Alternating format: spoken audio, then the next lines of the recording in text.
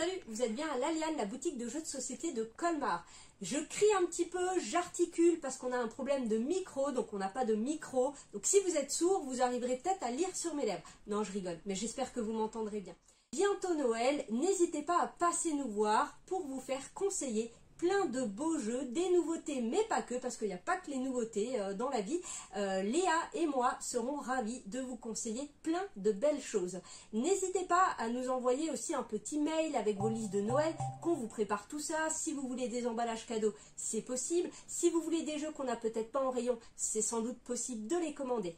Information importante, nous aurons des heures supplémentaires d'ouverture pour Noël, à savoir le dimanche 10 décembre, le dimanche 17 et le lundi 18, et évidemment le dimanche 24, mais jusqu'à 16h30, après on file comme vous dans nos familles. Au programme dans cette vidéo news, nous allons parler de 3 jeux que nous avons beaucoup aimés, vous allez voir ça tout de suite, et à la fin de la vidéo, nous parlerons de notre top vente annuel et franchement, il y a du lourd. Premier coup de cœur avec Nekojima, un jeu d'adresse parfait pour vos soirées de Noël. Des jeux d'adresse, on n'en a pas tant que ça en boutique et celui-là me plaît énormément. Vous avez un mode compétitif et vous avez un mode coopératif. En mode compétitif, le premier qui fait s'écrouler la structure a perdu, tous les autres ont gagné. En mode coopératif, on va essayer ensemble de faire la plus grande structure. À notre tour, nous allons piocher dans ce sac un cube. J'ai pioché un cube bleu. Je vais donc choisir un denshu, ce sont ces petits bouts de bois, un denshu avec une corde bleue. Je vais lancer les 2 dés et ces 2 dés vont m'indiquer dans quel quartier je vais devoir placer ce denshu choisi. Donc là, je prends par exemple celui-là, on prend celui qu'on veut, et je dois placer un denshu dans le quartier vert et un dans le rouge. On va essayer de ne pas tout faire s'écrouler, donc on peut placer au sol. J'ai peur, je me suis entraînée, mais... c'est bon, j'ai réussi, je ne vous ferai pas un deuxième exemple.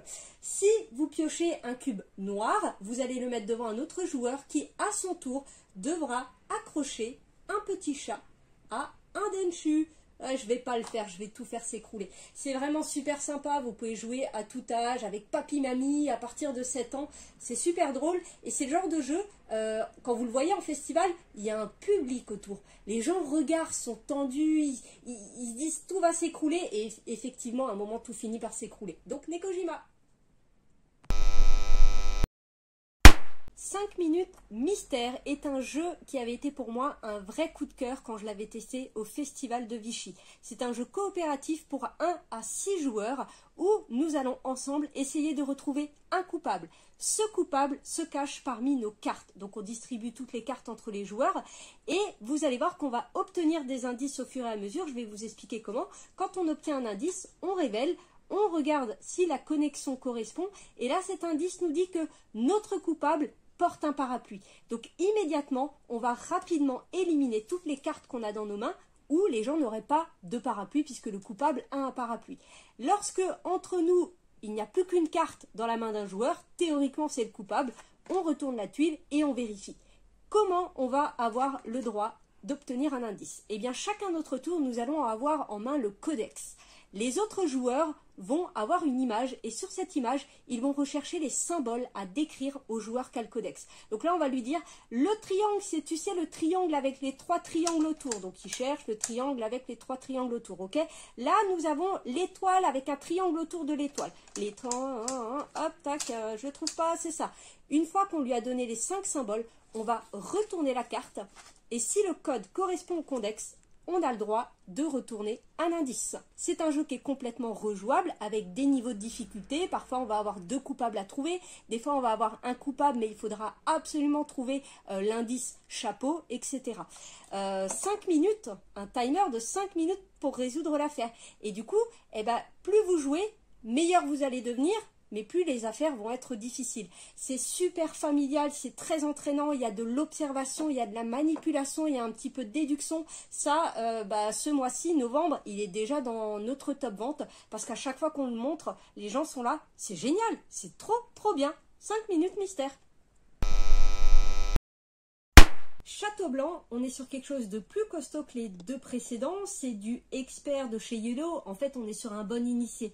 En soi, les règles sont expliquées en 15 bonnes minutes, l'iconographie est super claire, je ne vais pas rentrer dans tous les détails, mais c'est un jeu qu'on a énormément aimé. On est sur un petit thème japonisant qu'on vous passera, le but est de faire des points de victoire qui sont représentés par des éventails. Nous allons jouer une manche, deux manches, trois manches, et lors de chaque manche, nous allons utiliser 3 dés, nous allons donc faire 3 tours de jeu. Donc techniquement, il n'y a que 9 tours. Mais il y a un côté combo, des fois tu utilises un dé ici qui va te débloquer une action supplémentaire et c'est ces effets combo qu'on va chercher. On a chacun son plateau avec des petits compteurs de ressources et des petits bonhommes qu'il va falloir placer sur les différentes zones du plateau de jeu. On va pouvoir payer du riz pour placer des jardiniers. On va pouvoir payer du fer pour placer des soldats et on va pouvoir payer des perles pour placer des courtisans. À notre tour, nous allons sélectionner un dé qui est disponible, c'est-à-dire que ceux qui sont sur les ponts au milieu ne sont pas disponibles. Si je prends un dé d'une valeur 6, je peux me poser sur n'importe quelle case qui est disponible, là où il n'y a pas déjà un dé. Alors à 3 ou 4 joueurs, on peut placer 2 dés maximum. Et l'idée, c'est qu'il y a une petite valeur là, numéro 3. Si je place un dé numéro 6, eh bien je vais gagner 3 pièces, c'est la différence. Si j'avais placé un dé numéro 3, je ne paye rien, mais je ne gagne rien. Par contre, si j'avais placé un numéro 1, comme c'est une valeur numéro 3, il va falloir que je paye 2 pièces. Et lorsqu'on place un dé, en fonction des couleurs qui sont disponibles, on va faire des actions. Il y a plein de petites actions disponibles, bien sûr, placer des courtisans, gagner des ressources, avancer sur la piste d'initiative pour jouer avant les autres, etc. À la fin des 3 manches, nous allons gagner les points. La plus grosse source de points de victoire, c'est le placement de nos bonhommes. Les jardiniers vous rapportent des points en fonction de là où ils ont été placés. Évidemment, plus ça a coûté du riz et plus ça fait des points de victoire et en plus ça fait des bonus au moment où vous les placez. Les courtisans, il va falloir les faire monter dans le château. Plus ils sont montés, plus ils vont faire des points. Et les guerriers vont vous faire des points par rapport à leur emplacement, mais multipliés par le nombre de courtisans qu'il y a dans le château. Je l'ai fait brève, mais vraiment pour un jeu dit expert, c'est expliqué en un bon quart d'heure. Et vous êtes sur un format comme le jeu Cathédrale Rouge que j'avais déjà beaucoup aimé, sur un format de 34 €. Aujourd'hui, les gros jeux, on est vite sur des budgets de 50-60 €. Là, pour 34 €, le matos déborde, le plateau est super bien fourni. Vraiment, vraiment, c'est un jeu qui vaut le coup si vous aimez les bons jeux de stratégie type Eurogame. Merci Mathilde pour la découverte. Tu vois, j'ai ouvert une boîte parce que j'ai adoré cette partie avec toi.